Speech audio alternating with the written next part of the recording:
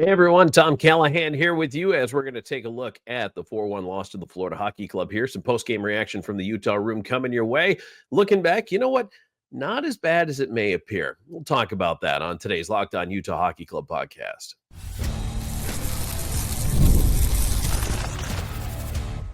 You are Locked On Utah Hockey Club, your daily podcast on the Utah Hockey Club, part of the Locked On Podcast Network, your team every day. Hey everybody, Tom Callahan here with you. Robin's got the night off and looking forward to wrapping up this game, 4-1 loss to the Florida Panthers to start off a 7-game homestand for the Utah Hockey Club, the defending Cup champions in town. They looked pretty good out there. Florida and Utah, actually. Both teams, I thought, were good. They were feisty. It really didn't take them long to get under one another's skin, and I thought it was kind of a good matchup all the way around. Even, I worried about the first period. I said, hey, that opening 20 minutes is going to be crucial. I don't think Utah gave anything away. They didn't score, but they also didn't give anything away to Florida. They stood their ground, and I think that's an important milestone in the growth of this Utah Hockey Club. They did not back down from Florida, and the final score was worse than it actually was. If you didn't get a chance to see the game, 4-1 sounds awful, but it's not. So it was 2 empty netters, and just it wasn't that bad. So I'm not as concerned. I actually thought it was a pretty good effort for the Utah Hockey Club. Thanks for making us your first listen every single day. We appreciate you listening in here as we talk about all things Utah Hockey Club. While you're here, don't forget to hit the subscribe button. If you're on YouTube, hit the bell so you get a notification every time we drop a new episode. So I'm former NHL voice Tom Callahan, and I will be taking you through the game wrap here today. Looking back quickly at the shots on goal totals from this. This is actually, so I've talked to you guys about this before, and where I've been concerned it hasn't been even. The first period, if you had a chance to see it, was actually pretty even. Shots were 7-4. No, that's not a lot of chances. But again, both teams were battling and to a certain extent feeling each other out. I think that Florida had that mindset when you listen to Paul Maurice and him talking about never having seen a team before, just trying to figure out how they were going to go about playing Utah Hockey Club. Certainly there was some of that from Utah, but Utah had a better expectation of a bar of what Florida is. They're a very consistent team for the last couple of years. They've been to back-to-back Stanley Cup finals, won one of them, and defending champs coming in, they've got a chip on their shoulder. So they expect to win every single night. So I thought it was good that the first period went the way it did. Second was 17-13 in shots, actually in favor of Utah. So I really like that period for Utah. Now they went back down to 6 in the third, 13 for Florida, and that's actually where Florida kind of pulled away in the game. We didn't get our first goal till the second period. Sam Reinhart scored that on a power play, and there were just all kinds of things that happened on that one. So, I mean, but again, power play for Florida, okay, I get it. We talked about it coming into the game. They had the 7th-ranked power play. Good team we wanted to stay out of the box against. Reinhardt's already got 23 on the year, so I understand giving up the power play goal. It hurts that it was in the first minute of the second, but then Utah had time to rally and recover. They did. I thought they had a better second period going forward. And then in the third, another early goal, 148 in Boakfist on a play we're going to break down in a little bit. But Utah gets back into it. Logan Cooley nets his 11th. That was a power play goal. That one I like for a bunch of reasons, and we'll talk about that. And then, of course, the 2 empty netters. So if we have time, we're going to hear from head coach Andre Tourigny later on in the show. Maybe try to get some other locker room reaction to the game as well. But again, my personal thoughts, I didn't think it was as bad as the score indicated, certainly because of the 2 empty netters. I thought they played very well. I really like this game out of Utah, especially to start the homestand. It would have been difficult to pick them for a win. And I think that's okay to say, against the defending Cup champions, even on the road. But they were very close to that result. And pulling Vejmelka late in the game, who played well. I have no complaints about his performance. Sergei Bobrovsky played very well. I thought he was channeling a little bit of playoff Bob there for a while. So he looked very solid, was excellent in the net for Florida, and just came up with the saves he needed to make. And that's a goaltender that wins you a cup, right? The guy who night in, night out, gives you those saves. And I know Vejmelka wants to become that guy. Ingram wants to become that guy. Stauber wants to become that guy. Everybody in the organization in net wants to become that guy. But that right now, Bobrovsky he's finally, I should say, morphed into the goaltender they spent all that money on years ago. And really, he's finally paying dividends at this point for Florida and giving them that the kind of backstopping they need to get them into the win. So that really, in a nutshell, was last night's game. All in all, for Utah, taking a look at the ice time and the sheet for guys, Schmaltz and Keller were -2, Dylan Guenther -3, McBain -2. Cooley was -3 despite scoring a goal, and the -2 for Sergachev. Those sound bad again, and I'm going to tell you this, but that's empty net goals. Seeing that Guenther and Cooley are -3, they're on for the even strength goal against. They score the goal for, but then which is a power play goal. You do not get a plus minus, by the way. I don't know if you're new, you might not know this.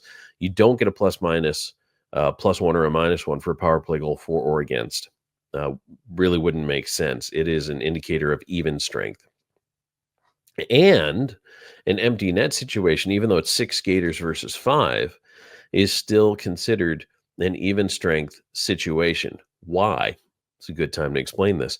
Because there are still 6 players on either side. You've just chosen to replace your goaltender with a skater. The other team has 5 skaters and a goalie. You have 6 skaters. So you're still technically 6 bodies against 6 bodies. So that's why it's even strength.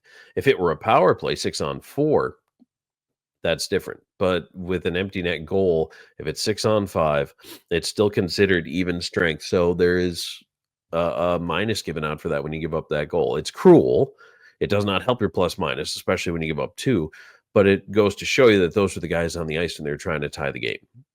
Those are the guys that were out there when they were trying to find a way to put one more puck in the net and make something happen last night. So that explains a little bit of those numbers. But again, Cooley with the goal from Sergachev, and Keller was the only marker as it turned out on the night. It was a hard night to score, but good opportunities for the Utah Hockey Club. And again, I thought Bobrovsky did a good job denying him. So that was, full props to them. I really thought they did a good job with it, but sometimes you're gonna run up against the wall, and it doesn't always result in the win. So, all right, we're gonna grab a quick break. When we come back, I think we're gonna be able to get a chance to have some sound from the locker room here. So, stay tuned, and we'll be back with more of the Utah Hockey Club postgame show. And today's show is brought to you in part by Game Time. I love going to events, whether it's sports, music, theater, comedy shows. And one of my favorite memories, I went to Fenway Park last year in September, got a chance to get some great tickets, a lot of energy, it's always fun, especially when you're sitting a couple of rows from the field. You're right there. You're next to the players. Boston had their weird City Connect uniforms going, which I don't know how I feel about those for some of the teams. Boston's one of those I just don't get. But anyway, I digress. But now Game Time, which is the app I used, has made it even easier to get tickets for your favorite events with their new feature, Game Time Picks. This feature filters out the fluff to show you only incredible deals on great seats, so you don't have to waste time searching through thousands of tickets. And I got my seats at Fenway. I toggled on the all-in pricing. That's important. You have to opt into that, but I did because I wanted to see what I was going to pay. And I got a chance to see panoramic views of my seats. I knew exactly what I was going to pay, and it highlighted the great deals for me. So it made it so easy to just go ahead and click with confidence. But take the guesswork out of buying tickets with Game Time. Download the Game Time app, create an account, and use code LOCKEDONNHL for $20 off your first purchase. Terms apply. Again, create an account and redeem code LOCKED ONNHL for $20 off. Download Game Time today. What time is it? It's game time.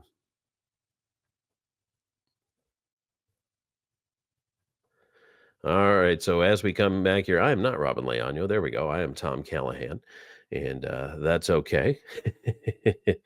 So just wanted to let you know that Robin, night off, but I'm here for you, and you can always reach out to us on social media if you have questions for us at any time, comments, things you want to see us talk about on the show. anything like that. We welcome your feedback. Certainly, you can drop them in the comments of the YouTube side if you're watching this on YouTube. We appreciate that too. And do check the comments. We do look at those things and value your feedback as well. So again, while you're here, if you want to click subscribe, if you haven't already, if you made it this far, I figure you kind of like what we're doing here. So go ahead and hit that, download it wherever you get your podcasts. Or of course, you can always check us out, follow the YouTube page as well. And we appreciate that very much. Thank you for being here. Okay, taking a look back here at this game, again, a 4-1 loss. So the standings now, after the completion of all of the action on the evening, the Utah Hockey Club 17, 16, and 7, 41 points. Another 5 points back of what is now Vancouver in that final wild card spot. Calgary has slipped out. St. Louis has moved a point ahead. And Anaheim is 2 points behind. That's a little bit of a shocker to me, probably to you, but Anaheim has very quietly kind of gotten a little bit better this year. Then it's Seattle, Nashville, San Jose, Chicago. What's going on in Nashville? My goodness. They're just, they cannot figure it out, and they have a bad road record. But Utah Hockey Club, that's the other thing. 5 points out of the wild card now. And again, I'm not going to put a ton of stock in the fact that they lost to the Florida Panthers tonight. But now you have 6 more games left in a 7-game homestand. This is your chance to make hay while the sun shines. If you are the Utah Hockey Club, winning at home has got to be paramount. And they haven't done a lot of it yet. I would like to see them have a better record at home. They're 12-8-3 on the road. They seem to be a better road team, which is kind of an unusual exception this year in the NHL. A lot of teams seem to be better road teams, and I don't exactly understand why. I would like to see Utah be better at that. So, there are teams that are better, or the Avalanche are good at home and on the road, right? I mean, Vegas is great at home. You expect them to have a home ice advantage. But some of the shockers, Colorado does have one more road win. Vancouver is clearly a better road team. They're 7-8-6. It's sub 500 at home, but 11-4-4 on the road. So, we've talked about this, and it is a little bit of a trend this year. Some teams are just better on the road. The Wild are an incredible road team. They're 15-3-3. So, I mean, that's just part of the growth of the team. I'm glad they have figured out a way to win on the road. Now they have to figure out a way to take advantage of the home cooking. So we're going to listen in on Andre Tourigny's post-game press conference. So let's go ahead and have a listen to what Coach Tourigny has to say. Cooley was saying how he felt like you guys were in it, for most of the night. Just how did you assess it, and then, those few lapses? Yeah, well, a few lapses. They had one shot from the slot after 2. You know what? Can we be better? Can we be much better? Not that much. We can be better in certain area offensively, but defensively, I think we were solid. It's a good team, and they're Stanley Cup champion. So I think defensively we did a lot of good things. I like the effort of the guys. I like the passion and all of it. Offensively, we need to be more connected. I don't know if that's what Cool's talk about, but I feel we were pretty good defensively. I think offensively we did not have the same speed, the same rhythm, same puck movements coming from our breakout to the offensive zone. And give them credit. They check hard. They're number one in a lot of areas defensively, and they didn't give us time and space. So I think that's it's a little bit the same than Dallas. I like our team. Even if we didn't have time and space, we went at the net, put pucks at the net. We got rebound. We got chances. We created chances, not a pretty play all the time, but by playing the right way and grinding. And when you play against those kind of team, Dallas and them and other team, you need to generate those, because if not, the pretty play never comes. So I think we scored a good goal in the power play, but we had a lot of grind who lead to that. So there's a lot of positive. Obviously, we're one goal short. How did you like the way the team responded physically against a team that bases their game on physicality? You're right, absolutely right. I liked it. It's for us. You look the growth of the team. You look where we were last year in that kind of a game against them. We got pushed push around a little bit. This year, we emotionally, physically, we didn't get pushed last year physically, but we get pushed emotionally. We get pushed mentally. We were all over the place from the emotion, the physicality brought. Not this time. We stayed level. We went toe to toe with them in that sense. But I like where we were mentally in that emotion. What did you notice from Sam Reinhart defensively today? Him and Barkov together, their stick are so good. And the other thing is their puck management. They don't allow you to recover a turnover or to create a turnover or to create a second chance and a third chance and wear them down. We had maybe one or two shifts in the second where, okay, we were happy about what was going on, but it's really tough to generate mistake from those guys. In terms of scoring, not just tonight, but over the past few weeks, it's been down a little bit from how you started December. Yeah. Is there a reason you see for that, or is it kind of just the ups and downs? No, like I said today, okay, I can talk about we didn't come out clean on our breakout, but it's a team. They're number one in the league on the forecheck, so it might be an unfair comment from me saying, hey, you know what, they were good on the forecheck. Well, I should have expected that. So that is one, but that killed a little bit your momentum offensively. But, you look at who we played against as well. The team who kept us slow, they're elite in the league, and I'm not satisfied, but I'm not unhappy about the offense we're generating. Maybe we don't score as much but we're generating chance. Tonight we generate a fair amount of grade A and grade B chance and opportunity. Obviously, like I said, we could have been better for sure, but all in all, I think we generate enough. Cooley really scores between his legs, and he obviously scores on the power play with a no-look shot. How valuable is it to have somebody so young who's so gifted with the puck? Yeah, for sure, it's great. It's when you have those young guys, and like I said this week, I was talking. We're talking about guys like Keller, like. He's a grandfather. He's 26 years old. Him and Sergey and guys like that. He's still really young. So the game like today, it's good for us. It's good. It's good. It's frustrating, obviously, but there's good in that.